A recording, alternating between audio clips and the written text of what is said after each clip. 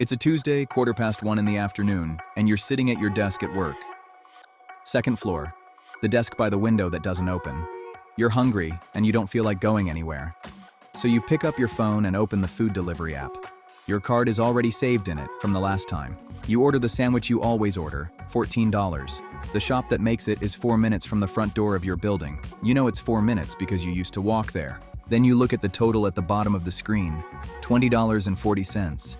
$6.40 of that is not the sandwich. There's a service fee, there's a delivery fee, and there's a tip already filled in at 18% that the app chose for you before you touched anything. You press the green button, place order. It takes less than a second. You're back in your spreadsheet before the screen finishes loading, and 40 minutes later a paper bag shows up at the front desk with your last name on the sticker. If somebody asked you that evening what you'd paid, you couldn't tell them. That's not an accident. $6 is small enough that your brain doesn't bother checking it. That's the whole trick. Hold on to that $6, because you're going to do this again tomorrow, and the day after. About 12,700 more times, between today and the day you turn 62. And nobody is ever going to ask you about it, not once, in 35 years. Let's go back to the start. You're 27. You make around $64,000 a year, which is close to what the average full-time worker in this country takes home. By the 14th of the month, it stops feeling like $64,000. Rent takes a third of it. The car takes a chunk you've stopped looking at. What's left goes out in small pieces, and no single piece is ever big enough to be the problem. $6 in delivery fees, $2 extra for the better coffee, a parking app that charges you a fee for the convenience of taking your money, the thing you added to your cart because free shipping started at $50 and you were at $39. You're not reckless with money. That's the part people get wrong about you. You've never gambled. You've never blown a paycheck. You've never bought anything you had to hide from anyone. Every one of those small charges made sense on its own, and every one of them was already filled in before you got there. The tip was set. The card was saved. The box was ticked. You didn't decide to spend that money 12,000 times. You agreed to it 12,000 times. And agreeing is a completely different thing. It takes no effort. It uses no willpower. You don't remember doing it. So the question was never whether you had discipline. The question was what happened automatically on an ordinary Tuesday when you weren't thinking about money at all. A few weeks later, you're at the kitchen table on a Thursday night with your laptop open. Your card got declined at the pharmacy that afternoon and you want to see why. Nothing dramatic. The money was in the account. The bank had just blocked the payment to be safe. And while you're in there, you change one setting. Not a budget.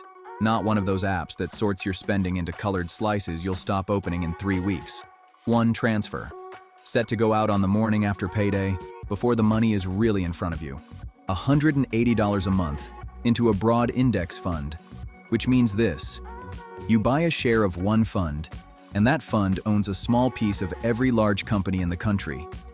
The money is still yours. You didn't give it to anybody. It's just sitting in shares now instead of sitting on your card, and you can sell those shares and have the cash back in a couple of days, anytime you want.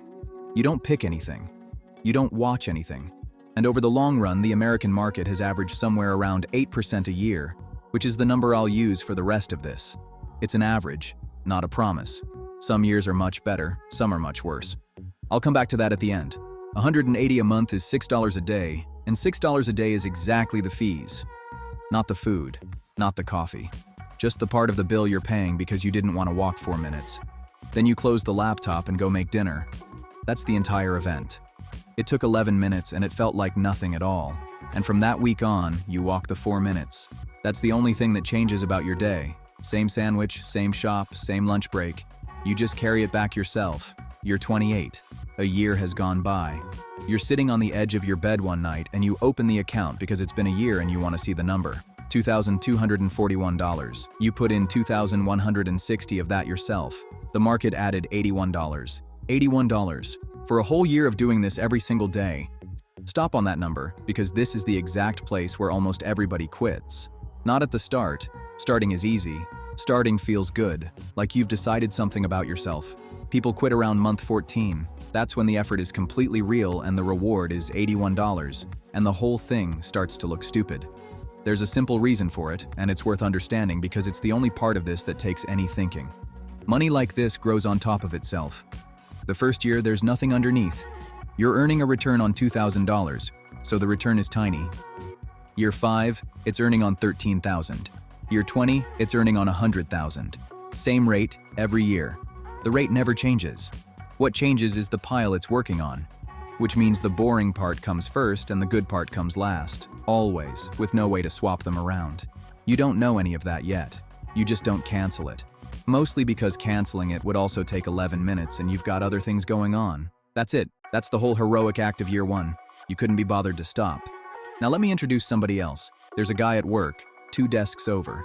Started the same year you did, same job title, same money. He is the most careful person you know. He brings his lunch in a container. He drives a car he finished paying off years ago. He cut his own delivery habit the same month you cut yours, for the same reason. And he moves the same $6 a day out of his account. Same amount, same discipline, same 35 years in front of him. His $6 go into a savings account at his bank. Yours go into the fund. Both of you still own every dollar of it. Neither of you handed anything to anyone. Everything else about the two of you is the same.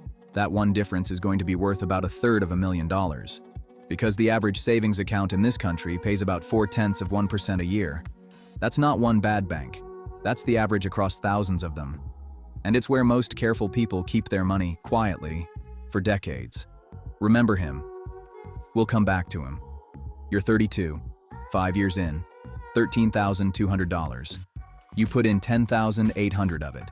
So the market has given you about $2,400. $2,400 over 5 years. That's a used dishwasher. That's a cheap holiday you didn't take. Nobody notices. Nobody would notice. Nobody at a barbecue is going to bring it up, and if you brought it up yourself, it would sound so small you'd wish you hadn't. You're 37, 10 years in, $32,900. And something happened this year that nobody points out. This year the account earned $2,433 on its own. You put in $2,160. For the first time, the money made more money than you did. Not across your whole life, just inside that one account. But it happened. It took 10 years of a transfer running quietly in the background. You don't feel rich. You're not rich. You've got $32,000 and a car making a noise you're ignoring. But the account brings in money on its own now, without you. You're 43, 16 years in, $69,700. You put in $34,560. The other $35,000 showed up while you were doing other things. And this is the year it crosses a line. More than half of that money you didn't put there. The only thing you did to earn that half was leave it alone. Your careful friend is at about $36,000. He put in exactly the same amount you did, to the dollar. He was more disciplined than you the entire time. He keeps a spreadsheet. He never once forgot the account existed. He's $33,000 behind, and he didn't do anything wrong. You're 47, 20 years in. The account says $106,000. Then the market falls apart, not a dip. Your mother sends you a news link with the word crash in the headline. People on your feed start saying this time is different. Everyone at work has an opinion about it by Thursday. Your account drops by about 1/3 in 6 weeks. $37,000 gone. $37,000 is more than everything you had put in over the first 17 years. It's more than half of what you make in a year. And it disappears while you sit at the same desk doing the same job. And there is nothing you can do about any of it. Your careful friend loses nothing, not $1. His account does exactly what it promised. I'm not going to skip this part because skipping it would make the whole video a lie. This is the price. You are going to end up with far more than your careful friend, and this is where you pay for it. Sitting at that desk, watching a number you can't control. You don't sell. It's quieter than that. There's no moment where you decide to be brave. You just stop opening the app. You turn off the notifications, and the transfer keeps going out on the morning after payday, buying the same fund at prices it hasn't been at in years.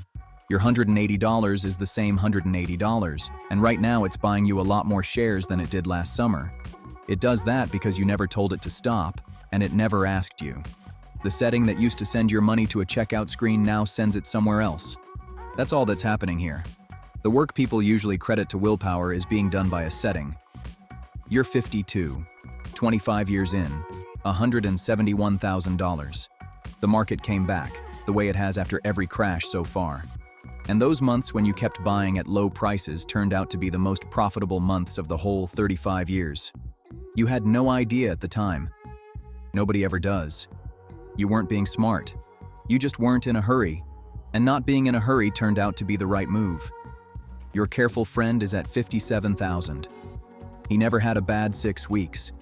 He also never had a good one. And you learned something there that stayed with you.